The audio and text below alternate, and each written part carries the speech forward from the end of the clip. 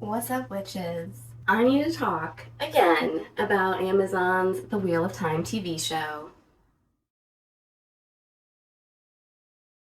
So what I'd like to do for this video is to basically just recap episodes 1 through 3 that were just released this last Friday and give some predictions for where I think things will be going in episode 4 through 8, as well as just kind of break down the 3 videos that I've watched and go over the notes that I took while watching, give you my thoughts on the episodes. I'm going to preface this by saying that I think it's pretty clear at this point that even for us book readers, as I predicted at the end of my first season 1 recap video, we're getting a lot of mergings of storylines from books 2 and 3, which are The Great Hunt and The Dragon Reborn, which even from my perspective as a book reader, I can understand because I really think that the plot lines of those 2 books are overall very similar. And while it is somewhat disappointing that the Emmons Fielders are being split up so quickly, I can also kind of understand why that is because, let's face it, they spend 99% of the rest of the series apart from each other and really don't even meet up until it's time for the real last battle at the end. So with them needing to condense so much character development more than anything into a short amount of episodes, I can definitely see, even in these first 3 episodes of season 2, why some of the changes that they have made, while maybe not necessary per se, are important for planting seeds and laying groundwork for future plot lines and future character development and character arcs. So for me, I mean, with what happened at the end of season 1 and Rand already splitting off and going off on his own and basically telling Moiraine to tell everyone else that he died, we already knew that season 2 was going to be branching off from the book plots. And for me at this point, knowing that, I was mostly just excited to see the characters again because I think I said even in my season 1 review that while story elements were changed or missing, the characters themselves and the way that they're being acted and portrayed to me feel right, for the most part. And that, I think, is going a long way toward even helping me to get on board with things as a book reader. While some of the changes might not always make sense, or while I am definitely missing some beats from the original book plots, the characters themselves and the way that they're being portrayed and the way that their character development is being portrayed feels correct. And I did find it rather amusing with all of the, let's just say, misfortunes that befell the last few episodes of season 1, and some of the big problems that I and a lot of other book readers had with some things that happened during the season finale with like Nynaeve and Egwene in particular, and Perrin and Loyal in particular. I think just because of what happened with the actor for Matt leaving and then them having to suddenly write around that,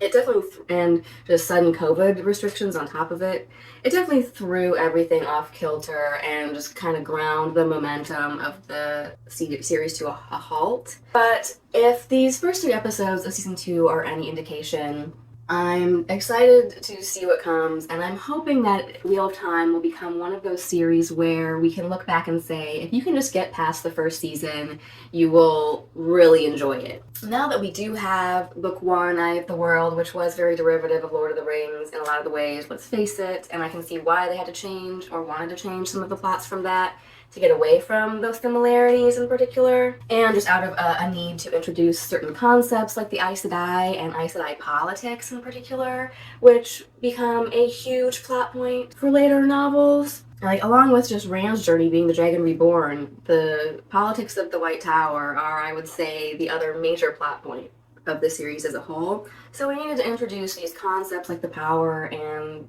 the White Tower and Aes Sedai machinations and politics early on in the series for new viewers. But now that we have some of that early introduction and character introduction out of the way, as well as the characters just out into the greater world at large, we can really just kind of pick up the pace and pick up the excitement of the plot. So I was just going into it really excited to see where the plot was going to take us and see these characters again. So we pick up, and there has been at least a 5 to 6 month time jump from where we left off at season 1, which was kind of amusing to me that even the writers were kind of just like, let's just gloss over that a bit. We don't really need to revisit that, what happened at the very end, too much. So we pick up on the infamous scene from the books called The Dark Friends Social, where we see this gathering of secret dark friends led by Ishamael, leader of the Forsaken, who are basically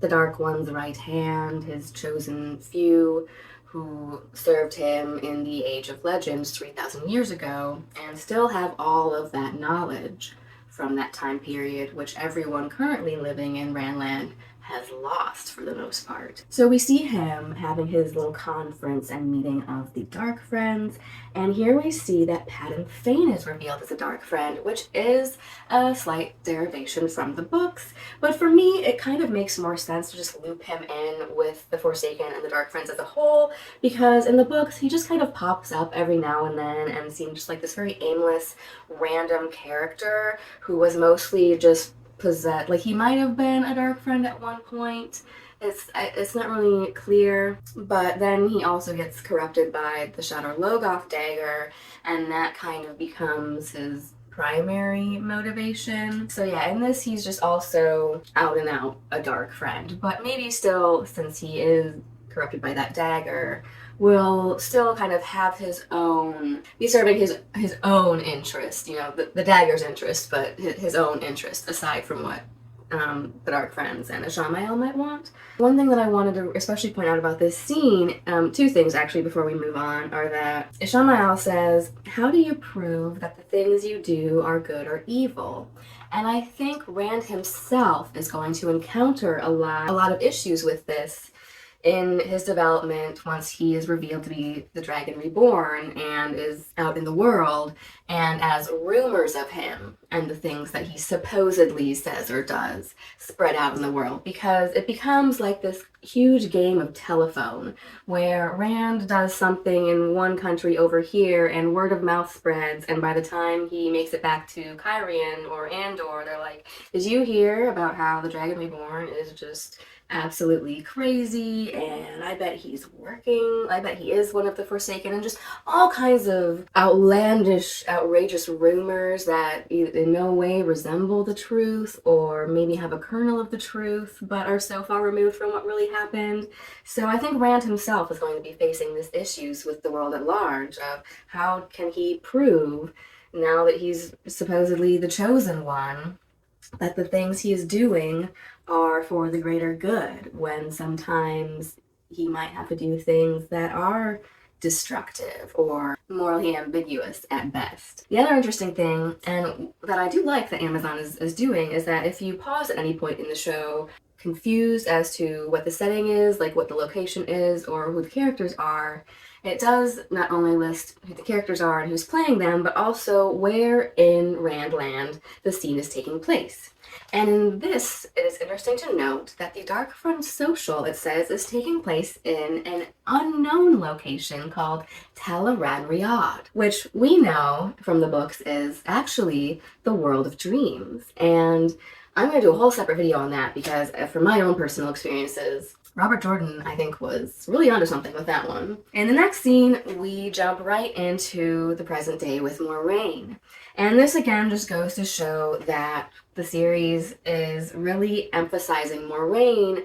in more of a central figure and protagonist role, whereas once Rand and the Emond's Fielders kind of come to the forefront as the main characters in later novels, Moiraine really does end up, unfortunately, taking a back seat for the most part. So while it may be taking away from larger plot as a whole to be spending so much time in these early episodes following her, I guess I'm just curious to see where her storyline goes, because it is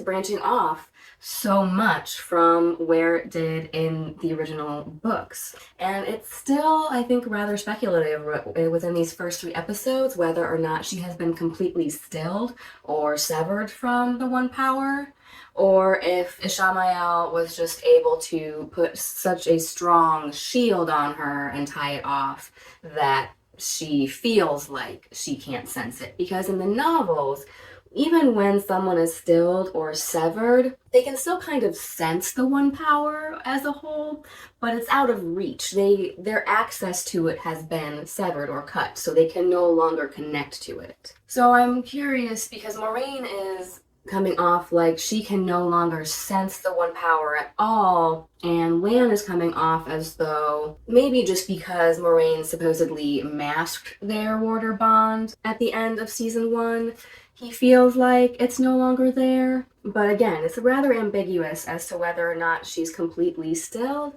or if she's just so strongly shielded that she can't sense the power right now. Because with women not really being able to sense a man's weaves, and with Ishamael being so advanced magically, she wouldn't really be able to tell what exactly or sense at all what he's done to her. So we see her just really being forced to stay humble here. Moiraine, from her background, is a Kyrianan noblewoman, so I was kind of wondering when the last time it was that she's even had to do her own laundry, if at all. It was probably not since her novice days, if she's even had to ever do her own laundry at all in her life. But one thing that I wanted to note here, seeing her anguish and her depression and her isolating herself, is that when you are a channeler and you suddenly lose access to the One Power like that, touching Sidar and touching the source basically feels like the best dopamine, endorphin rush, Molly, Coke high of your life all rolled into one. That's part of what makes it so dangerous, and I think why part of just the gender politics of Randland in general with men versus women channelers are so strained is because it's viewed as this thing of, it feels really good to channel. You get this rush of power, literally. And we know that, unfortunately, absolute power corrupts absolutely. So that, I think, also feeds into this view that we really see displayed in Leander in like that season 1 opening scene of like, it's only meant for women, only women, I think, kind of in that role reversal of the gender dynamics that we see in our society today, where it's like, oh, we can't have a woman president because she's too emotional and she would just press the big red button and nuke everybody. It's this role reversal of women are the only ones who are emotionally stable enough to be able to responsibly wield this power without going out of control or being corrupted by it. Because, not only is the male half literally tainted by Satan, just that overall view of men aren't emotionally or mentally capable as well of being able to control it. And so when you're cut off from that, you're basically cut off from that feeling cold turkey as well. So we see here that she's still being her very mysterious Aes Sedai self in terms of having all her spies and her eyes and ears coming and going from wherever she's staying. So it's clear that she's working on something, and I think she is looking for news of Rand because she knows he's alive and out there in the world somewhere. So I think she's searching for sightings of him. In one of the highlights of these episodes for me,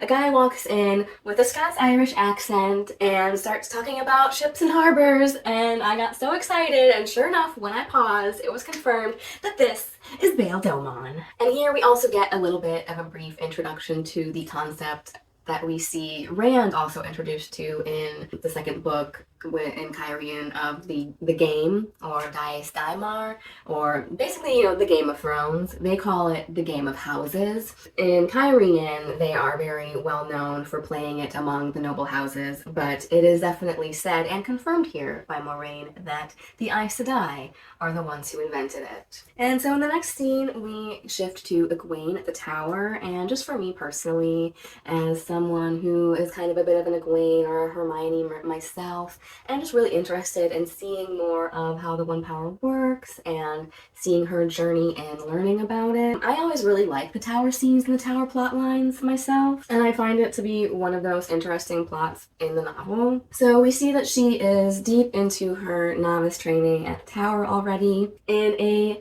neat little bit of foreshadowing here, we see a brief scene where she's cleaning up in the Amerlin study and looks longingly at the Amerlin's robes. And we also see that her hair is now worn loose here like the other novice girl. She's taken it out of her Emmonsfield braid, which was in the first season such an important rite of passage to her. But she's now chosen to wear it loosely, maybe to just blend in with the other girls. But Nynaeve, we see, is still clinging on to her Two Rivers braid as she is clinging on to many things throughout the books. In something I never thought I would say about the book version of the character, yay, more Alana. I really like Alana Sedai and the actress that they got to play her in the show. She went from being one of my least favorite / worst characters in the series, in my opinion, to someone that I'm excited when she's on screen just because I love the way she is portrayed. Also very excited to get some introduction here and some visual effects for the individual elements of the weaves themselves. So it was kind of my theory in season 1 that maybe the reason that we were only seeing one color was, partly due to budget constraints, but maybe also just because we were seeing things from Nynaeve and Egwene's perspective, so they were able to see that like Moiraine and other Aes Sedai were channeling and see flows of power, but not specifically see what kinds they were. And now that they are learning more and being able to see more, we, or the audience's perspective, is shifting more, and we're being given more insight into that. It's getting slowly more and more complex as the show goes on and the characters learn more about it, which I think is a good way to get new viewers introduced to the whole wider magic system, because some of the later things that characters are able to learn and invent or rediscover using the One Power becomes a really big future plot point. So it is important that we do see these concepts and start building upon them early on. And we do also see, importantly, that, and I was glad to see that they're addressing the concept of Nynaeve's block, where she's only able to access cider when she's really angry, because this also becomes a really big part of her character development, is learning to let go of her stubbornness and let go of her close tie to her identity as the Two Rivers wisdom, which is understandable because she's built her whole life upon that identity up until this point. When she drank that nasty ass water, I mean, I know it's like one way to really drive home to the audience how stubborn she is, but girl, you went there.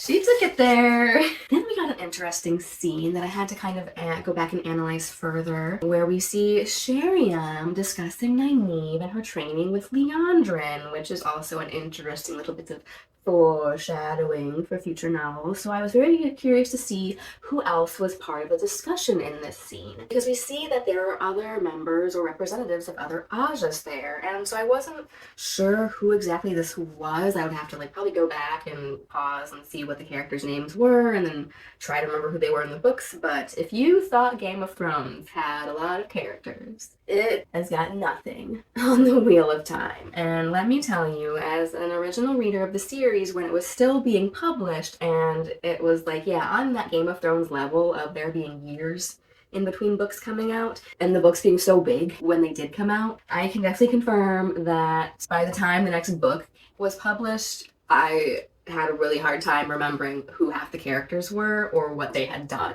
up until that point. But here we do see what I'm thinking is not exactly like the heads of the different Ajas, because I think the head of the blue Aja, who was talking to Moiraine in season 1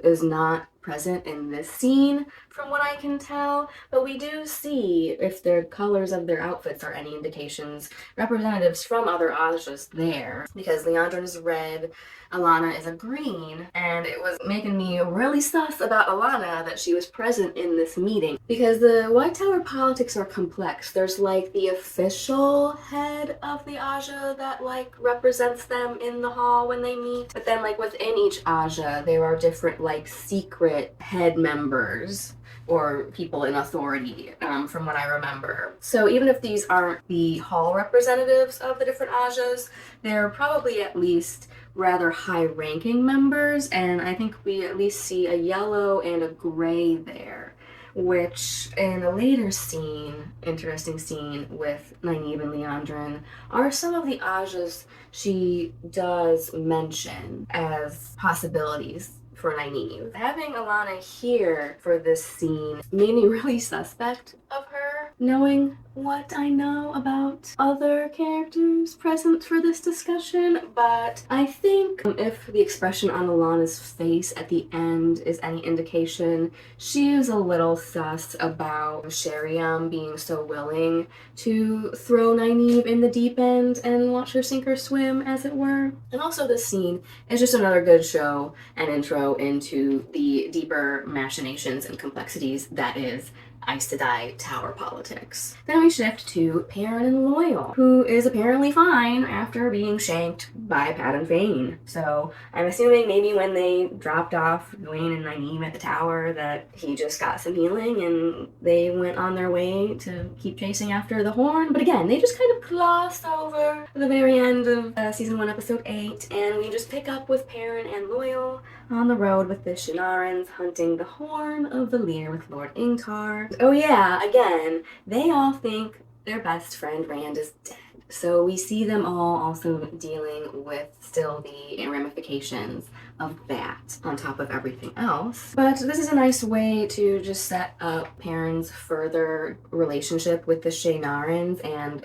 his dynamics with Masema in particular, which become his major plot point in the later novels. So with what little we saw of Perrin last season, I was just glad to see more of him and see his actor just really giving it in his scenes this season. And I was also really excited that another major early book character that we did not see in season 1 that was theorized would make his appearance does finally show up here in the form of the sniffer tracker character. Instead of Hurin, who we never really see again after this novel, we get the introduction of Elias, who is a very important character for Perrin in particular, and just for introducing all of the concepts that go along with him exploring his wolf abilities. And not only that, I just have to say that the casting choice is on point for this because Elias just looks like a badass. So then we see that, I believe this is Perrin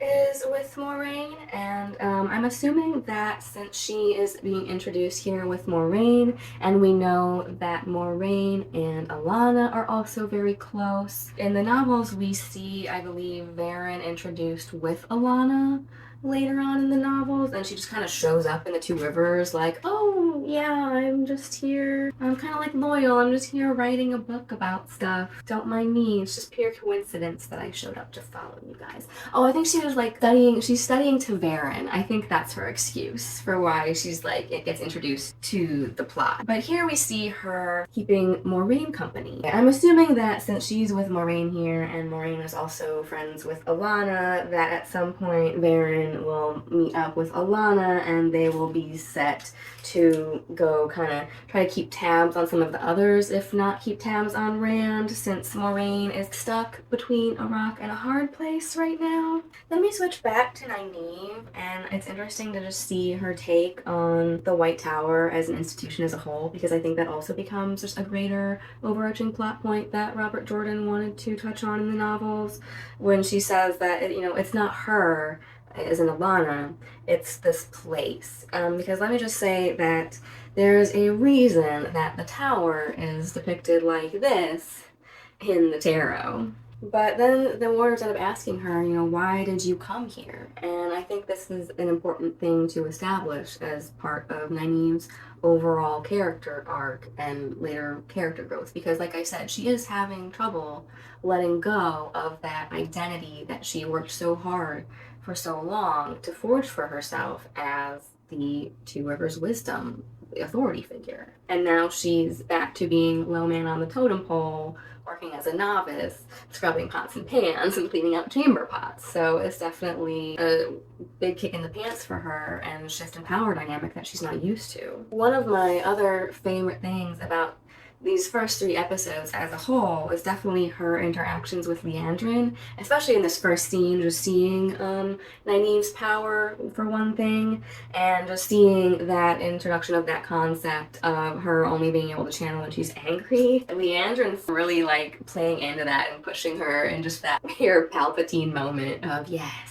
let the hate flow through you, was really great to see. And again, Leandrin's actress is just a scene stealer who chews up every single scene she is in, and I love it. Briefly here, we also get another cut back to Perrin and Lord Ingtar, where we get some very strong foreshadowing, where they talk about why Ingtar chose to bury his fallen countrymen with the others, even though he was a dark friend. But as Ingtar says, he might have had his reasons, which is very sad. Then we cut back to Egwene and Nynaeve, and they say that once again it's bell time, which kind of threw me off because that made me wonder, okay, has it been like 6 months or has it been a whole year? Because in season 1 it opened with it being bell time in the Two Rivers. But if I remember correctly, I heard somewhere that for simplicity's sake in the show, they just condensed the 2 major holidays that we see in Randland into one, and they're just both called Beltane.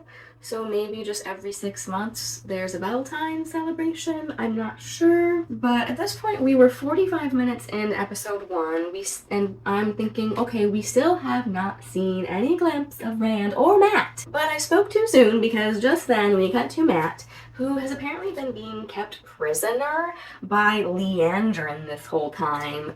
Ooh, sorry about that, bro. And I'm not really sure why exactly, other than that she knows he's important to Moiraine in some way and wants to know what Moraine's up to. And so that makes me wonder if she's planning on using him to tie her to Rand or to the girls because they know each other. That made me remember that Rand, if she even knew about Rand at this point, or that he was the Dragon Reborn, which I don't think anybody does, he is still presumed dead by everyone that knows him, and Matt doesn't, I think, even know that at this point unless she told him. It's probably sick him on Moiraine, or get him to tie her more closely to the girls. But it's also interesting here that she is reading to him from the same letter, presumably, that Perrin sent to Egwene and Nynaeve, that Nynaeve is reading from. But whereas Nynaeve mentions Matt in the letter, Leandrin lies by omission, by just omitting reading this portion of the letter and acting like it made no mention of him. Or it's an interesting hint here that she is outright lying to him about others not mentioning him in the letter, which Aes Sedai are not supposed to be able to do. Then finally we get a brief glimpse of Rand for all 2 seconds, and we're back with ending on Moiraine and Lan, which again is putting Moiraine front and center as more of a protagonist figure in the show, which I said I think they're just trying to do because Rosamund Pike. And we see, for some reason that just makes no sense to me, we see her kind of trying to do that terrible stereotypical trope that I hate in fiction and media of trying to get the loyal dog to leave you, where you're like, go on, get, like by being mean to it and abusing it and throwing rocks at it until it finally gives up and leaves you. Like that's basically what she's trying to do with Lan right now, and I don't understand why. Other than that, they're trying to speed up him being able to leave her to chase after Nynaeve plot lines, because they're flipping back and forth here in this scene between whether Moiraine either still needs a warder or not. She is acting like she doesn't. She's technically not an Aes Sedai anymore. Just because she's been exiled doesn't mean she's been completely cut off from the tower in terms of being able to pull funds from it. She's got to be paying off like Bail Domon and all these people running errands for her somehow. But anyway, she's acting like she doesn't need a warder anymore, then sneaks off at night for some reason, and I was like, where are you going, girl? Because you were in Gone Girl. Like, why are you gone, girl? I'm not sure if it's because she was just trying to ditch Lan, or if it was because she knew the Fades had followed Bail Domon there and was trying to just lure them out, but then why would you go? I don't know. It doesn't really make sense other than to have a suspenseful scene in this episode. Over here, like, Moiraine is not out here trying to 1v1 a Fade, but somehow she did, and that's fine. Like, cool, she's still badass even without her powers, but to be honest, Myrddraal are not supposed to be that easy to kill. She should not have been able to one-shot that guy. Just when you think all hope is lost, we see Moiraine straining and straining to be able to help Lan, and it almost looks like for a second that she's able to break through and touch the source, but then it makes it look like it was Perrin and Adelius coming in, and it was their weaves. So again, it's leaving it a little bit ambiguous. Like, was she shielded, and if she tries really hard and strains, she can kind of break through the shield and pull a little bit of Sidar? Or is she completely severed? They might be introducing that concept because we see the other Aes Sedai elaborating on it to Lan and what it feels like. So it made me wonder if they're perhaps introducing this concept now with her as a precursor to what Swan and them go through later. So it remains to be seen if she's fully permanently cut off or not. I can definitely see why Amazon released episodes 1 through 3 all at once, because if I had turned in episode 1 to get 2 seconds of Rand after all this time, I would be mad. I do like that Moiraine is with Perrin because she wants and needs to get to Rand, but is literally powerless right now. So it gives them an in-show way to pull in Perrin and Alana, like I said. So maybe she's gonna have them go try to monitor Rand and some of the other Emmons fielders in her place. And we also see that Lan is really angsty because he doesn't understand why Moiraine is isolating him and isolating herself. But as I said, for a woman who's been cut off from the One Power, it would pretty much be like rubbing salt in a wound to even have to be in the presence of other women who could channel right now. So that's probably why she's just taking dinner in her room. My favorite parts of episode 1, Bail Domon, Nynaeve versus Liandrin, and just getting a little bit more of Perrin than we did last season, and his actor really selling it emotionally and getting more of an insight into him and his character. But I am definitely left wondering, what are the contents of the mysterious poem that Bail Domon sold to Moiraine?